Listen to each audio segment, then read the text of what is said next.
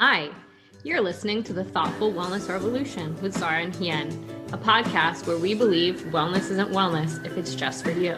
Today, we are talking to Zel Amanzi, who uses they, them, he, him pronouns.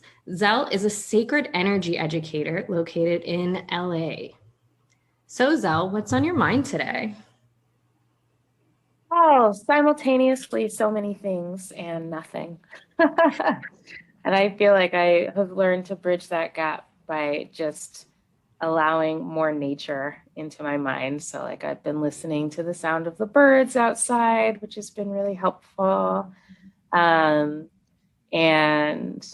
I'm lucky enough to have a little bit of a view of the southern part of Los Angeles. So I like to spend a little time looking out there in between my daily tasks and to imagine all the other lives being lived right beside me that I'm not necessarily a part of. But what's always on my mind is just staying alive, paying rent, and also making sure that people who look like me feel like they have a place to go and be loved and heard.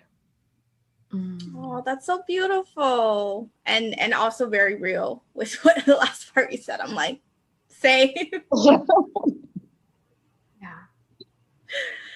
So we wanted to know a little bit more about you and your work, and in particular, how you got into Reiki and yoga. Yeah, it's been a journey. Honestly, the first time I ever practiced yoga was, I think, in middle school, from a PE teacher who probably didn't know that much about yoga, but knew enough that it helped her, and she was able to take how it helped her and help us. And I remember the first time we ever did a yoga class, I was just moving my body, having no idea what I was doing. And afterward, I literally felt lighter. I was walking and I felt like I had shed weight, and I didn't understand at that time that it was energetic weight, right? That it was just something I had tapped into, a part of myself that I didn't even know was there. And none of that framework or language was used. Like I was taught it just as an exercise practice. And then I probably didn't practice yoga again until I think there was one class another PE teacher did in high school. And she actually let us do Shavasana, and I was like, whoa, this is cool. I like the idea that in class we're turning the lights off and I'm laying down. I don't know why we're doing this, but I like it. And then I probably didn't go back to a yoga class until college. And I discovered the Yoga for the People, Yoga to the People, which is like a donation-based yoga spot in New York. And it wasn't the greatest studio, the great intro studio. It was very asana focused, and also like not, now that I have an understanding of what it looks like to have a safe progression of movement, it also like was not a very safe yoga class and like wasn't very accessible. It was a lot of like going immediately into Warrior 2. Oh, wow. It's too much for me. shoulders hurt so much. And then like people would do headstands after Shavasana and stuff like that. It made no sense whatsoever, but still the beauty of yoga is that even when people are butchering it, the energetic of classical yoga always manages to come through, right? And the people who are really listening will eventually find that pathway to the truth of yoga itself. And that was the case for me. And it was probably through a variety of experiences, mostly unrelated, with yoga and then meditation, that I started to even have a relationship or have an awareness that like energy moves inside of my body.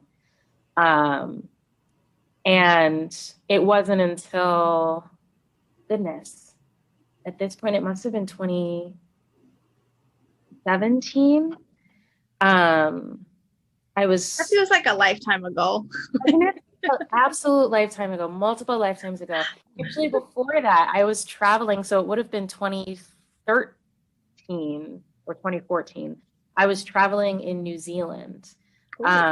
And I was woofing because I had no money. So I was like staying at people's places for free in exchange for helping them out in their gardens and stuff like that. And there was a person staying at the same place as me who said that he had gotten a Reiki massage. And I was like, what is that? And his response was, I have no idea. But for 3 months afterward, I had more energy in my life than I'd ever had. And I thought, well, that's fascinating. And then there was this period of time, I think it was a little bit after I started my yoga teacher training, that I was moving a lot of stuff through. Part of my yoga teacher training was really just about understanding our own energetic cosmology and understanding our own capacity to use our practice for our own healing. And in doing so, I like brought up a lot of trauma, all of these things to the surface that I had to start working with and working through. And somewhere deep down, I knew I needed something that felt a little bit more passive, because a lot of the practices I had in yoga were very active, even if they were like visualizations or mantras. It was a lot of doing, right? Even beyond the asana. And so I was like, I remember this guy telling me something about Reiki. Let me look it up. And I found this practitioner who at the time was doing community-based offerings at Everybody Gym, which is like a queer and trans focused gym here in Los Angeles. And I went in, and the day that I went in, I was just like in a terrible mood. I was sad. I was anxious. I didn't know what I was going for, but I was like, you know what, let me go anyway. This guy had a great experience. Let me see if I can have a similar experience. And it was a 20-minute session. And I had no idea what she did at the time, but afterward, it was like I was an entirely different person. My mood had shifted. All I did was lay down on a massage table. And not only had my mood shifted, but like I had this just like hope. I had this hope that really wasn't present before. And she also spoke some things to me after the session that were like, this is what came through for me. I think you need to know these things and bring them into your practice. And I was so shocked, and like I just needed to understand what had happened. So I found a conventional Reiki training with a Latinx woman, and got my certification in a weekend. And it was like, okay, I have an understanding of what's going on here. But in retrospect, I realized I only had an understanding of what was going on because I had developed a deep yoga practice and meditation practice that in time had helped me really understand the ways in which prana moves in the body, the ways in which we can concentrate energy in the body, the ways in which we can direct it and release it. And I had a year-long teacher training. So even after I did that weekend Reiki training, I was integrating it into this year-long dedicated study and practice that helped me get a real understanding of what it was that I was doing when I was calling in Reiki.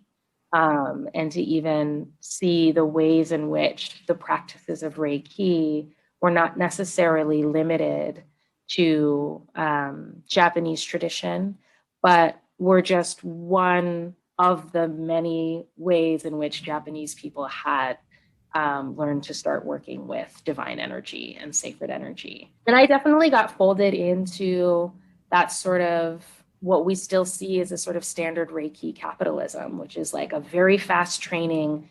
You know, you come in, you train with someone for a couple of hours, you get this really, really basic skill set, and then you go out and start charging a bunch of money. Yep. And I hadn't seen anybody doing anything else. And it felt strange to me, but I also had kind of been told that that was the correct framework and that that was what needed to be respected. And it didn't feel quite right to me. So like when I led my first Reiki training, which was a quote unquote level 3, it was with a bunch of other yoga practitioners who already had a pretty deep understanding of their relationship with sacred energy. And even then, it just felt natural to me to incorporate conversations about anti-colonialism and cultural misappropriation and separating out our like linguistic understandings of energy from that we learn from yoga versus what we're learning from within Reiki, and sort of starting to compare how they were the same and how they were different. But it was still just a one-day training. I'm still in relationship with all of those people. And so it felt good. It felt like this is something I'm supposed to be doing. Like, it's still baby steps. I still don't understand 100% how to do this responsibly, but I know it's something I want to learn how to do more responsibly. And over time, during 2020, people, not too many people, mostly somebody named Marika Clymer, who's Moonhouse Northwest on Instagram, started talking more and more and more about how what we are seeing in the world, primarily as Reiki, is not connected to what she, as a Japanese traditional practitioner, had been learning and had been engaging with. And I was like, awesome. Somebody is speaking to the things that I've been feeling, but like, because it's not my lineage, because it's not my ancestral tradition, I don't have an understanding of how to go deeper within that.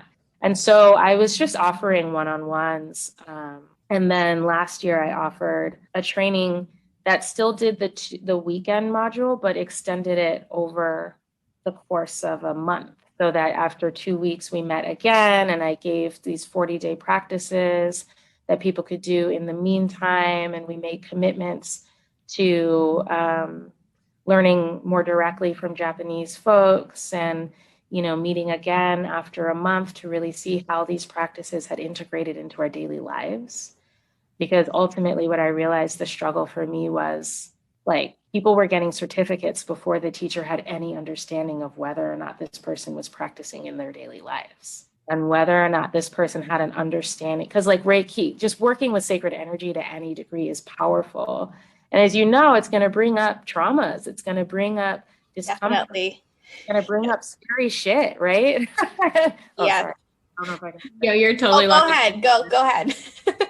I was like, why did somebody give me a certificate when they have no understanding of whether or not I actually know what I'm doing, right? It's one thing to receive the information.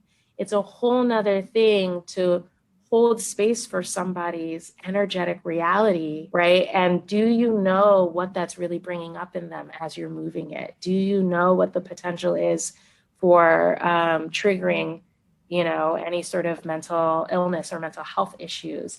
Do we know what the potential is if we're welcoming in ancestors or guides who are potentially not benevolent? Like, do we know how to set protections?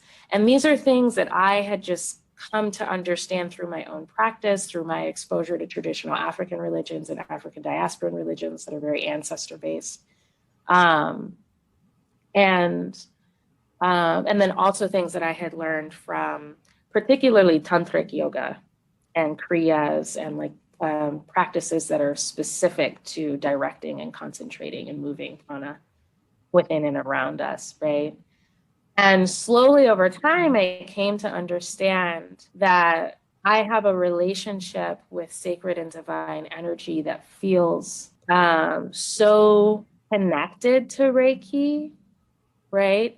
But more in the sense that understanding and learning with Reiki gave me a framework to come back into my own ancestral practices and my own more culturally relevant practices that were engaging with sacred and divine energy.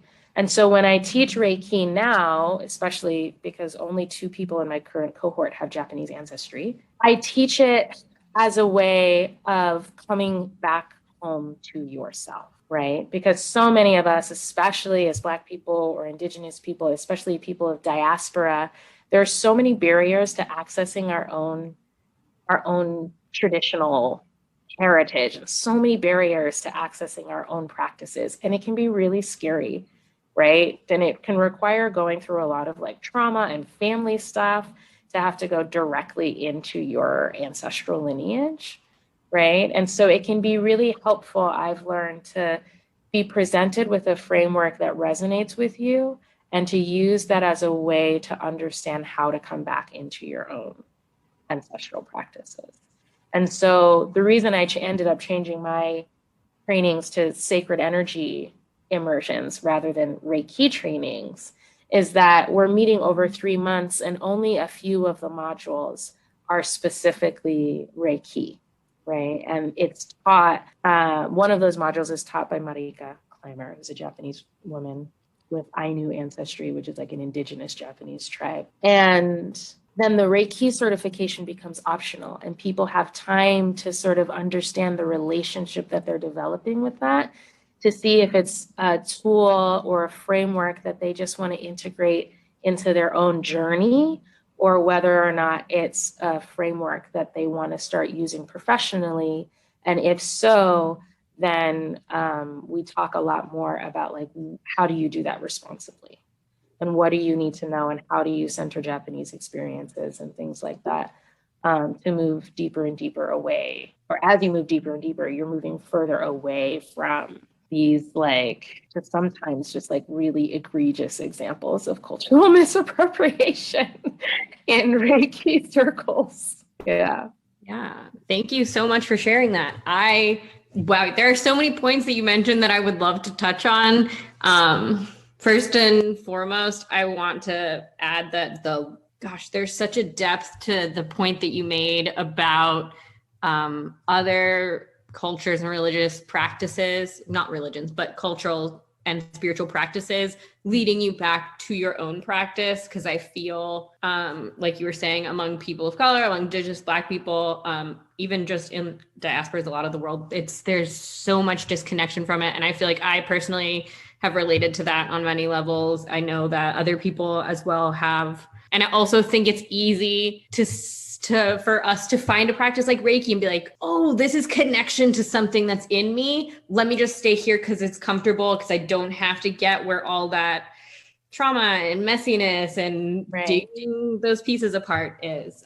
So yeah, I really appreciate you sharing that part of it. And I would say, as someone who's certified as a pranic healer, which is like a similar practice to Reiki with its own, I always felt, I love that you said, I didn't know how to practice it responsibly. Because when I got my certification, I was like, I love this. This is so great. I'm happy to practice with friends or in these small little spaces. But like, how do I, how am I supposed to just go out there and be like, it's actually X amount of money for 15 minutes of my time. I have no experience and I got this over the weekend, but here we are. Right. Yeah. So I really appreciate that.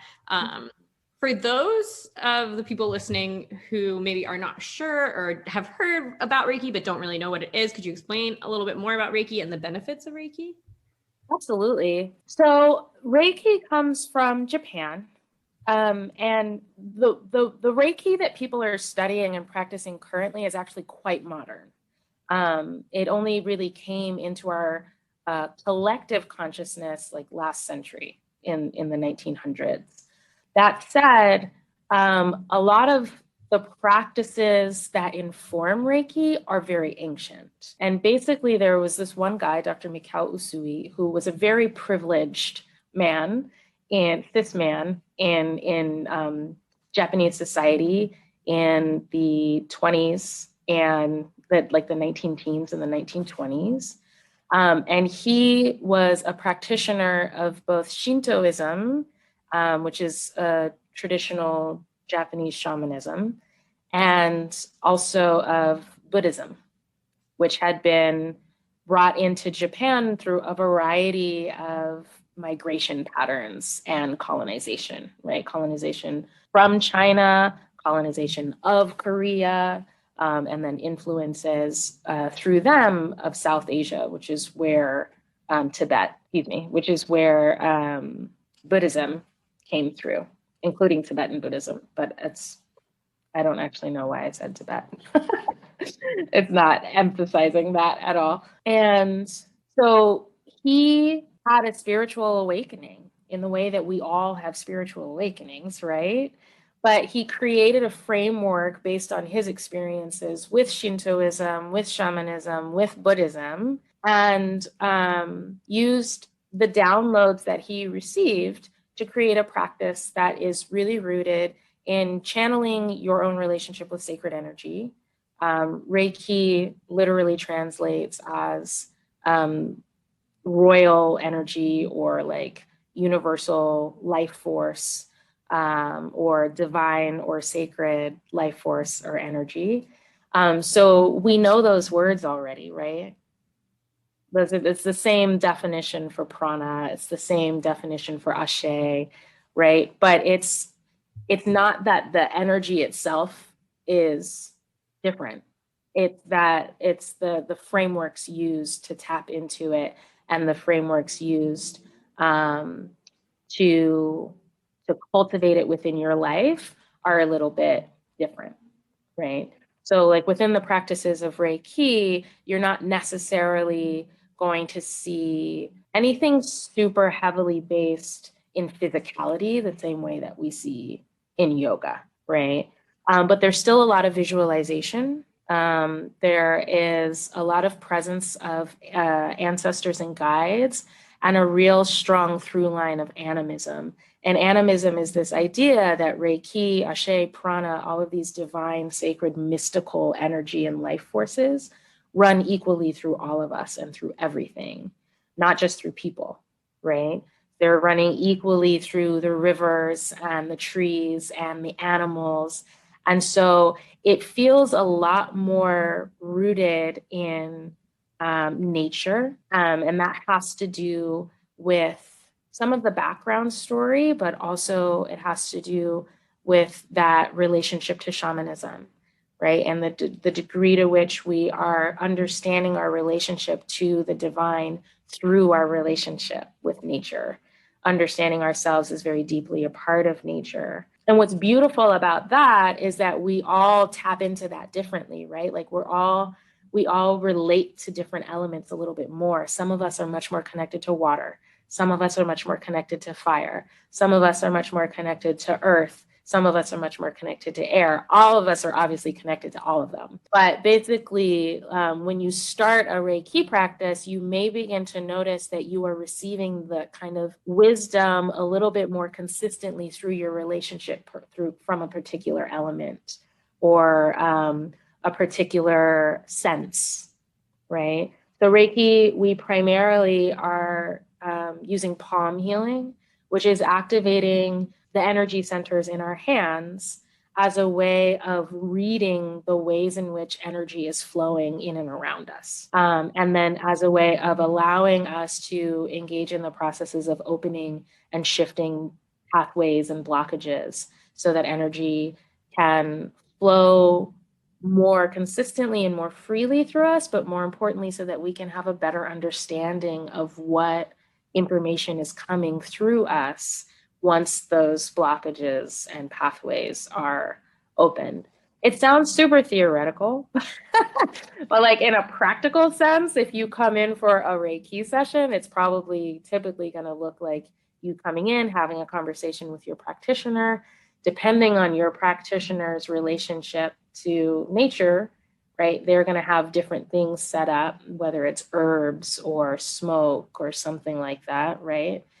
You'll talk about what you're there for, what brought you there, what you're seeking.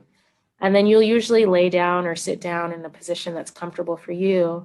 And the practitioner will do whatever sort of rituals they need to do to sort of activate their mediumship, more or less, through their hand.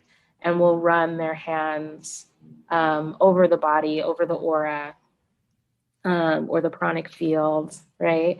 And get a sense of where it is that information isn't coming through, and where it is that too much information is maybe, unable to be processed. And through that, depending on what the practitioner is doing and also what is coming through the practitioner, sometimes those pathways will begin to feel open immediately, and sometimes they'll begin to open over time, because what actually happened is something clicked.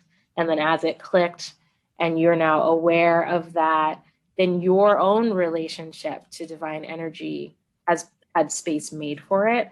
and then you'll start to feel the benefits kind of trickle in over time. Yeah. So palm healing is a more generic term that you will find in a lot of traditions. A lot of traditions will do like a laying on of hands, right? As a way of reading what's going on and as a way of almost helping somebody reconnect with their own relationship to divine energy. Wow, I feel like I just learned so much about Reiki. Like I had no idea that the history, it also included like the Shintoism and Buddhism aspects as well. And I'm trying to think if I've ever heard about Reiki and having a relationship with elements before. And I'm not sure that I have, which I find really interesting because I'm like, that sounds like such a big part of it. Like, I mean, it is for me, and it's a big part of how I teach it, but I would argue most people are not teaching it that way. Yeah, I wanted to ask something. So I feel like there is a lot of sort of like, I don't know, combination. I don't know the word is combination or just fascination with like yoga and Reiki going together. And a lot of times I see it at, white owned yoga studios with like white teachers, facilitators. And I'm just curious, what you think about, what do you think about that? Because for me, when I, first realized that there's like the whole white people do yoga thing and all its issues and stuff, which me and Zara and you, I'm sure we know very well. and then you add on like, they have like a special like event where they also do the Reiki with it. Yeah. And when I first I started to see things pop up like that, maybe about 4 years ago. Yeah. I think about 4 or 5 years ago is when I kind of see that pop up in yoga studios or, just like events that you might see people do. And it weirded me out because I felt like, oh, we're just gonna, we being like, okay, so like white folks are just gonna like appropriate another thing and put themselves out as like these, I guess experts, right? Because like with what you said about like the trainings and giving certificates, yeah, they do that too. I've started to see that more and more too, right?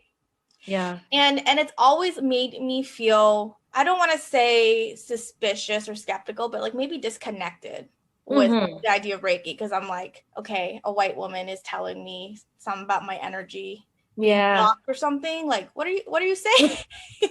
So I'm curious to know your thoughts on that a little bit.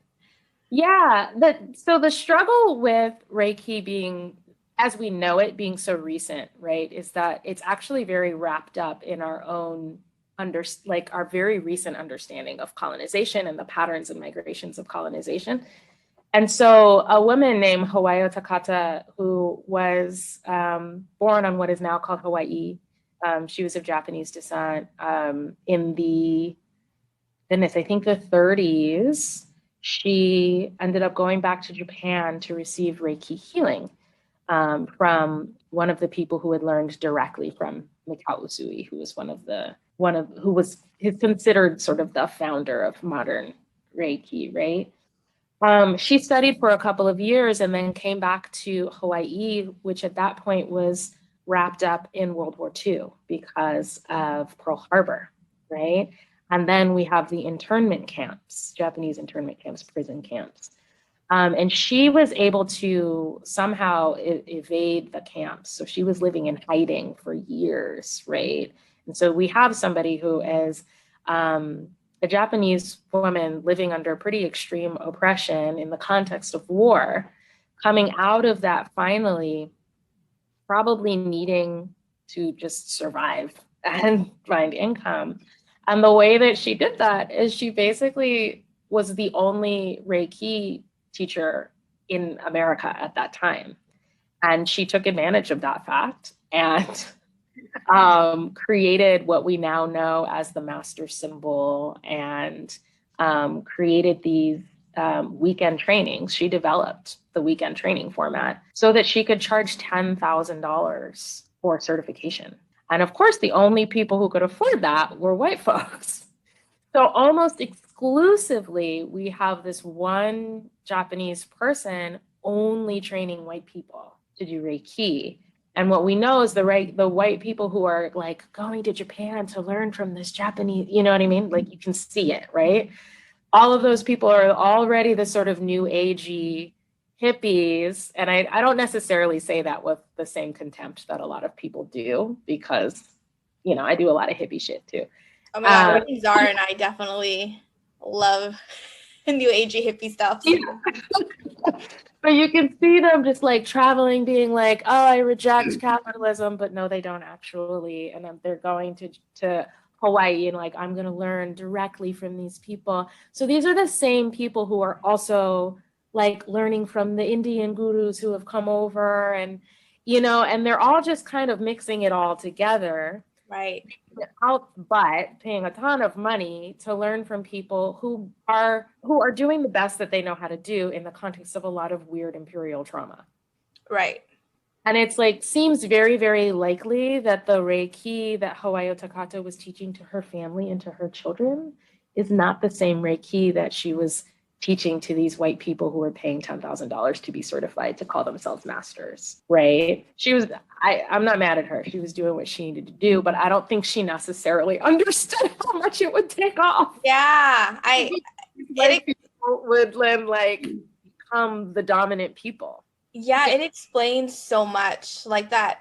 Thank you for, you know, sharing, or you answered my question beyond my expectations, because I mean, but it really gave me a sense of the history, because, you know, I kind of understand it from the yoga perspective. Yeah.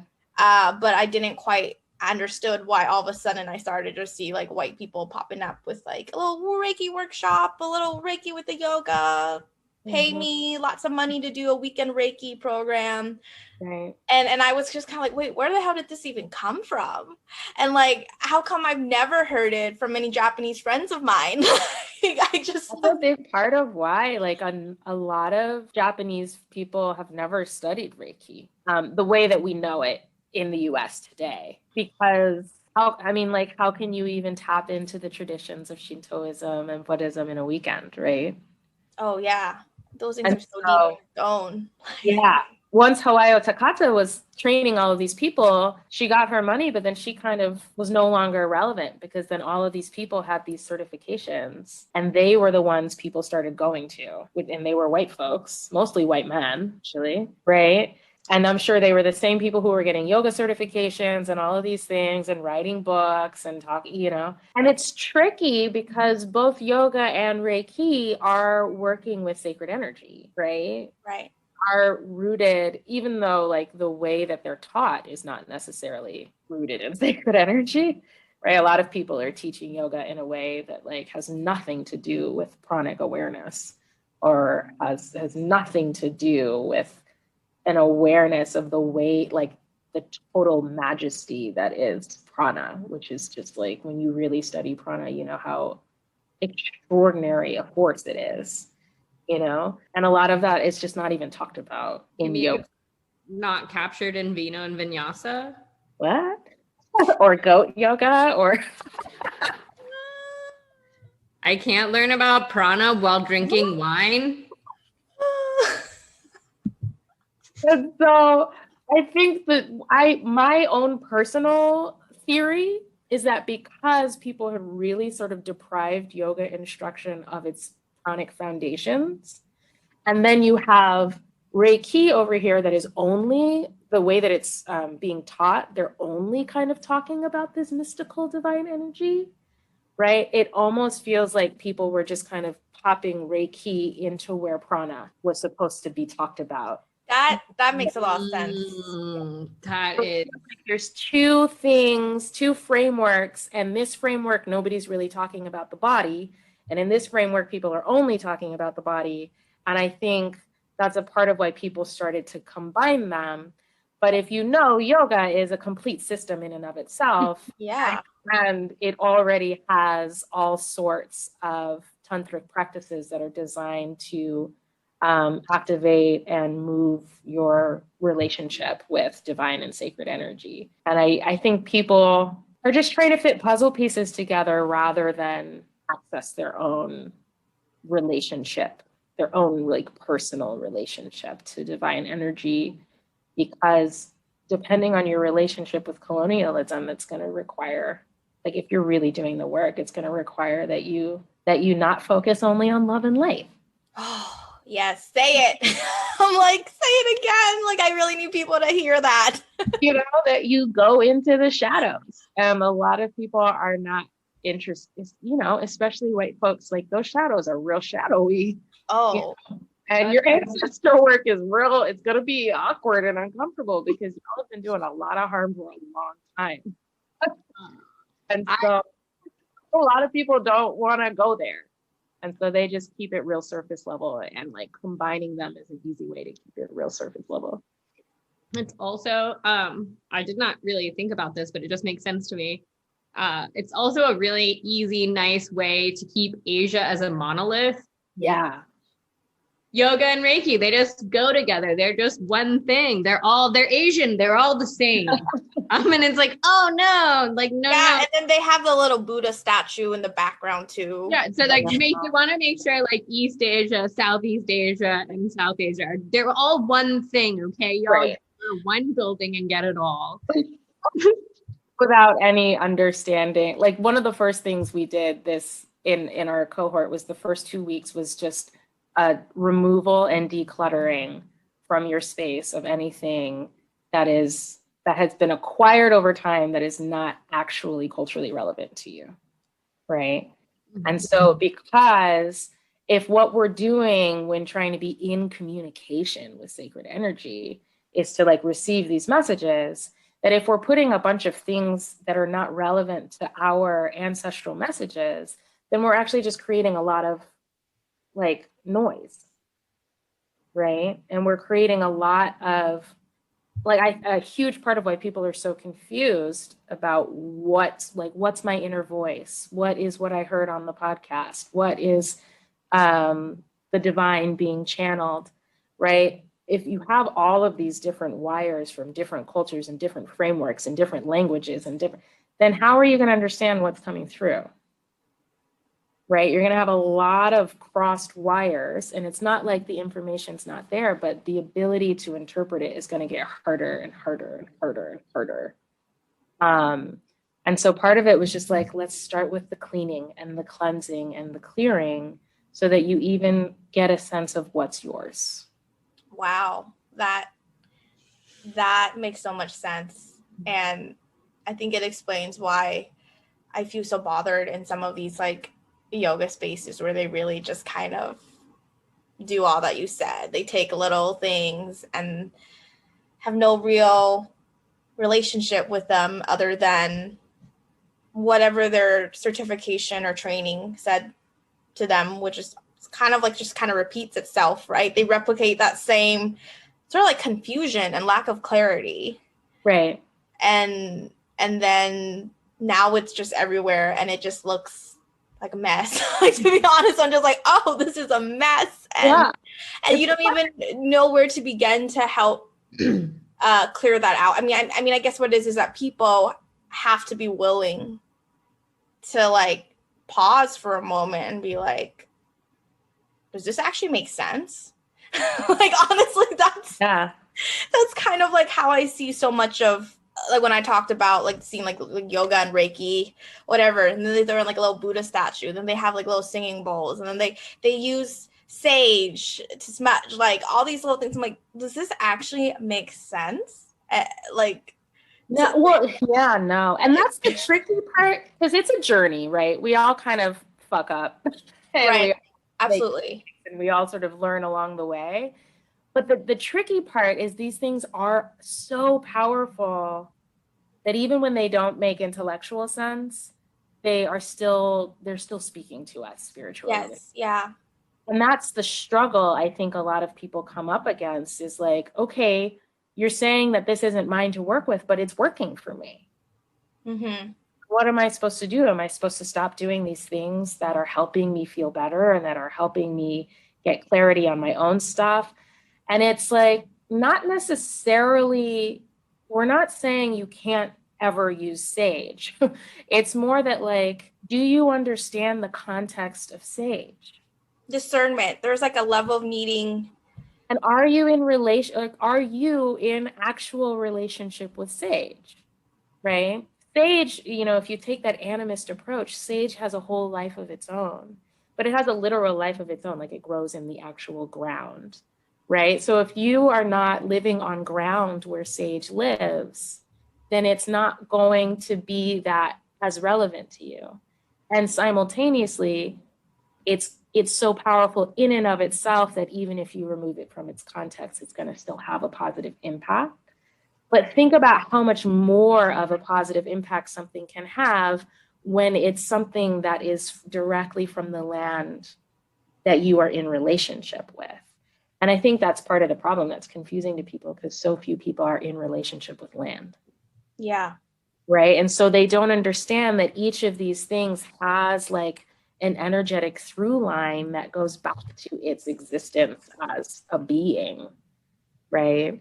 And so, and that it sort of carries that when that has been cultivated for a long time, then it begins to kind of carry the energetic messages of those practices, which is why it can be so healing if you are, if you find an herb that's not necessarily from the land that you're in relationship with, but is from the culture that you carry, because you're going to start to literally feel the same things that your grandma felt, and you're going to start to literally feel the same things that your great grandparents felt, that even though you never got to meet them, you now get to actually be in communion with them, right?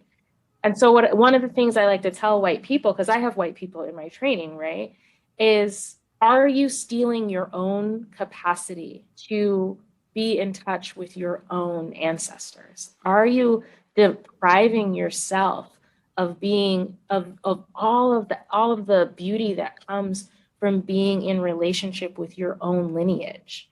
Are you depriving yourself of being able to heal your lines, right? Like how can you come back and heal all the harm that your ancestors did if you just won't even you're just pretending it's not there, you know? Right. And so to a certain extent, I think this need to just collect Asianness, right, is so much a fear of being able to actually hold the responsibility of needing to be in relationship with your own ancestry, right? Yes. Wow. Yes to what you just said. And I've thought it, but you've just said in a way that I feel like is so powerful. Yeah, it's important, especially, I come from the perspective that white people cannot decolonize, right? Because colonization is actively happening, and it's actively happening through the practices of our dominant class and our racially dominant classes, right? And so decolonization is not theoretical, right? And it's material, it's systemic, it's structural, but it's also ancestral, right? And we have to come back into relationship with the people who set these systems up, right? You're not going to understand how to transform them, because ultimately Black and brown people are not structurally in a position to do the transforming, right? We can fight all we want, but what we're really fighting for is white people to make the changes, because they're the ones who have the power.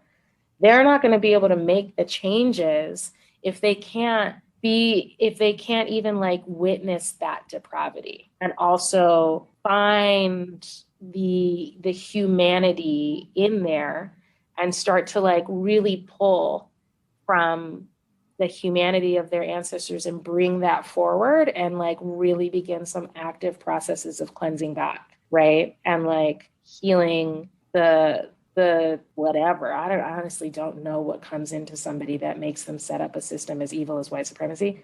I can't even but it's white people's job to be in relationship with sacred energy so that they can come to understand that, so that they don't repeat it, right? Absolutely.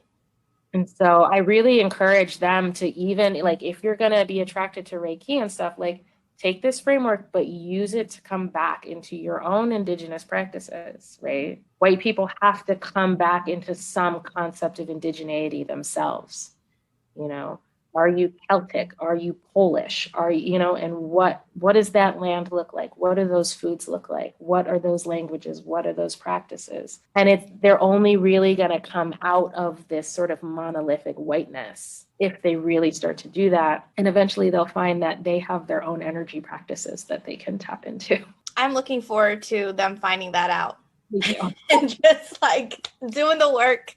So thank you so much, Zel, for, sharing all of that knowledge and wisdom and blowing my mind a bit.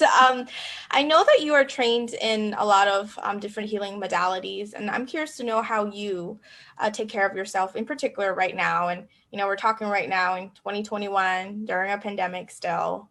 And so it might look different now than before and maybe after, but I'm curious to know what your own practices look like these days. Yeah. So kind of like I mentioned before, I've been really encouraging people to tap into like the elements and the senses that really speak to them. And so for me recently, for a long time, really, it's really been like water and fire.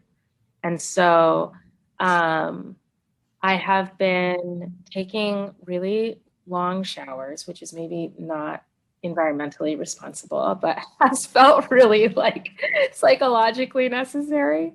Not all the time, but like I'll make space for one really long shower that's just like I can be in there. And I also bring plants into my shower with me. And in some traditional African religions and African diasporan religions, some plants are associated with like specific outcomes or relationships. And so we have something called money drawing plants.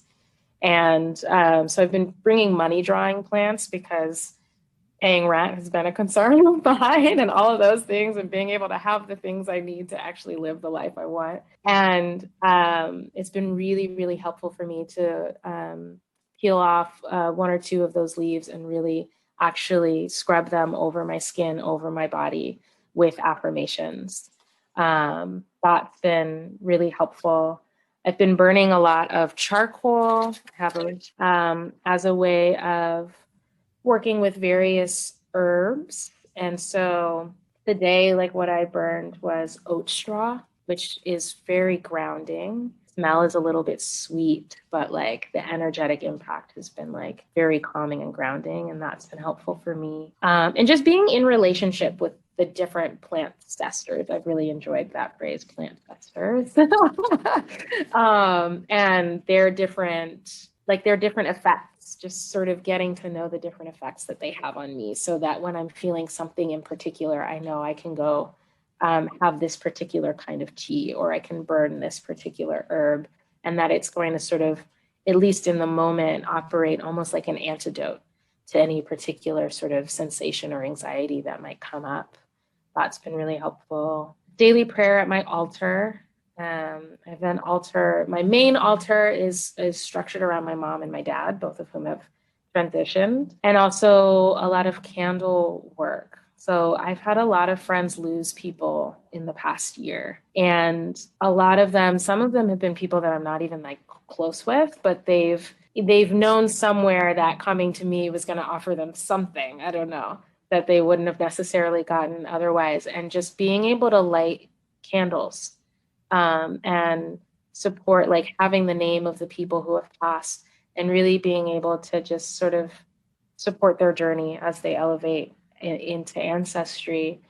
That's been really helpful in a time where there's just like so much grief and so much loss and so much death and so much violence. That has been like just a very tangible, like accessible, practical practice of lighting candles on my altar and lighting candles for specific people in my life. Meditation always, deep breathing, and just being able to recognize my patterns of thought and like when they're getting out of hand and reining them back in. And being in community, I think that has been the biggest struggle. I think I've kind of reached my saturation point for like virtual only. Done. Done. Totally understandable. Yeah. I think a lot of people are feeling it now. Socializing online. I'm like, I really want to hang out with you, but if I have to look at Zoom one more time today, I'm just like, not gonna work. Yeah. So last week, I think it was, I was able to go to a rally that was organized by a variety of Asian diaspora communities here in LA. And that was so nice to just be back in community and to listen to people scream and shout and be there for crying and have a physical community altar that we could all be at. So that's a big part of my practice that I almost had just like kind of decided I didn't need it during quarantine. And now that things are slowly opening back up, I'm like, oh my God, I'm so desperate for like physical community again. I'm so ready for it. Not ready enough to like be irresponsible, but just like really looking forward to that. Oh my gosh. Yes. Same. Definitely same. And I think that's beautiful that there was a physical community that came together. Like, I think I find that like vigils or some type of like public or collective grieving can be really beautiful when it's in person. Mm-hmm. I wanted to ask you about the Trans Yoga Project because I know you're involved with them. I'm wondering if you can just share briefly a little bit about how the project started and where y'all are hoping to take it. And, you know, especially in regards to, as of late, just some terrible transphobic shit going on in the yoga community. Yeah, absolutely. We started in July, I think, of 2020. And we actually got together just for one workshop. It was just one virtual workshop that ended up being really successful. And we had so much fun and felt so much relief, I think, just being in practice with each other that we were like, we need to keep this going. So we started the Trans Yoga Project, and since then, we've been creating both spaces for trans and non-binary folks to be in practice together, but also education for cisgender people who are looking to be able to show up more effectively for trans folks, particularly in the yoga space. And we've also have a workshop series that has been designed to really go deeper into the philosophy of yoga and how that actually automatically creates so much space for trans life, right? Like yoga is just not exclusive. It's just never been transphobic. And like all of the ways in which we see yoga communities being transphobic is just white supremacy being like superimposed on top of yoga. And yoga, like classical yoga itself is like, wait, what are you doing? This has nothing to do with yoga. Take that nonsense elsewhere, please. And just creating opportunities for people to really go deeper into their yoga practice and allow that to be the space from which they learn how to become more trans inclusive and aware of trans experiences. And it's been super fun. We all have our own things going on. So it hasn't, like, we haven't put out a full statement or anything like that in relation to trans bills being passed right now or things like that, because we're all just like individuals processing it ourselves and trying to manage our own individual lives. And we come together once a week to try and figure out all that we can put together for folks. But yeah, in and of itself, like not only are we creating offerings for others, but like just our practice together in and of itself has felt like a garden, almost like the soil for our own continued practices of anti-colonialism. And so it's been so beautiful. I'm so excited to see what it grows into as we're able to, you know, gather more resources and spend a little bit more time. And yeah. I am so glad to hear about that. I think what I've seen from Trans Yoga Project just seems very beautiful and necessary. I'm curious to know, just very briefly, you know, how you think that, you know, we can support trans people in wellness, you know, whether you're just like a student or if you're a practitioner. I know for me, as part of my 300-hour program, we did have a training on being trans inclusive, and that totally opened my eyes to like, you know, there's just so much like low-key transphobic shit in yoga with like the women do this, men do this, or like just even the bathrooms at the studios and the lack of asking about pronouns and just assumption. And, you know, oftentimes I see when the yoga space, even when it says it's for women, oftentimes they're really only prepared to serve cis women. Yeah. Like, so I want to know some of your thoughts on. Yeah. I mean, I think in general, what's the best way to answer that quickly? I think whenever you're trying to support somebody who has less, you know, like community support than you do, or who's more systemically marginalized than you do, who is more, oh my gosh, my language, my words, who's more systemically marginalized than you are. I think one of the most important things to realize is to give people grace. It is to extend grace, because that person has gone through so much that day that you are not aware of, that you personally have not experienced. And so in the event that you do something that ends up being harmful, just know that it's highly unlikely that you're the first person to have harmed them that day, right? It's highly unlikely that your mistake or accident or, you know, intention is the first time that they've encountered that day. And so if people are responding in ways where it seems like they just don't have time for your learning or things like that, just take a little time and a little bit of perspective to have grace, right? And to not place the burden on that person of explaining their existence to you. Please take notes, cis people. If you're listening, watching, take notes on that. Like, please. Yeah. I mean, cis folks, white folks, it's all around. It's like, stop placing the burden of marginalized people, of explaining their existence to you, because we are constantly having to try to justify our right to be. And it's exhausting. It's unfair. You shouldn't have to fucking do that. I'm just dropping F-bombs on my own podcast. So, you know, whatever you said. That's something that deserves an F-bomb, dude. I'm sorry. It's a fact. Yeah, just be gracious and just be kind and be generous, and then do your own work and be willing to invest in doing your own work. And yes, that does mean financially, and that does mean with time, and that does mean getting uncomfortable, but do that on your time and do that with people who have agreed to guide you through that, right? And do that with people who've entered into exchange with you, right? Instead of just like trying to force random people or people who have not signed up to teach you about that stuff to sort of be your educator, especially if those people are already beneath you some way in some sort of hierarchy, like if they're your employee or something like that. Be aware of power dynamics. And yeah, like all of this information, like all the basic stuff is online for free. There are free pronoun resources. There, like all of that's free and available and easy to access if you have the internet. I'm aware that not everyone has access to the internet, but yeah.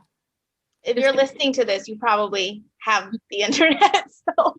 And if you don't have it all the time, you can use the time right now. You can pause the podcast. You can go look up the resources, and then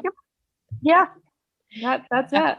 Yeah, I think honestly, I think your answer is great and perfect. And the last question we always ask every guest is it's very simple. It's what's one thing you want to see more of in wellness, and what's one thing you want to see less of in wellness. And you can take that the word wellness to mean more generally, or you can take it to mean something specific, like in Reiki or in yoga, or you know, whatever.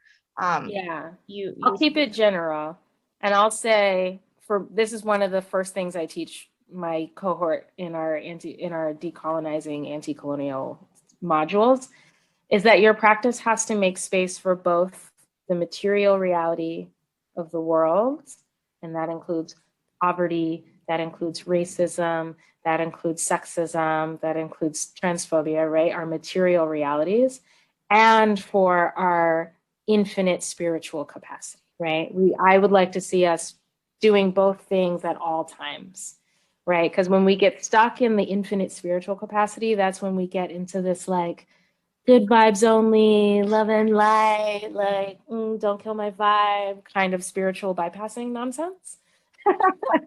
And then, but if we get stuck in only the material realities, that's when we get angry and overwhelmed and like lose our capacity to be in touch with our healing. And so it just making space for both things. I just want conversations to simultaneously be holding space for both things. If you'd like to get in touch with Zel, you can do that by going to their website, transgressivemedicine.co. Again, that's transgressivemedicine.co, as in .co. You can also follow them on Instagram at transgressivemedicine. And to our listeners, thank you so much for listening to the Thoughtful Wellness Revolution podcast. Be sure to follow us on social media and subscribe to wherever you're listening to.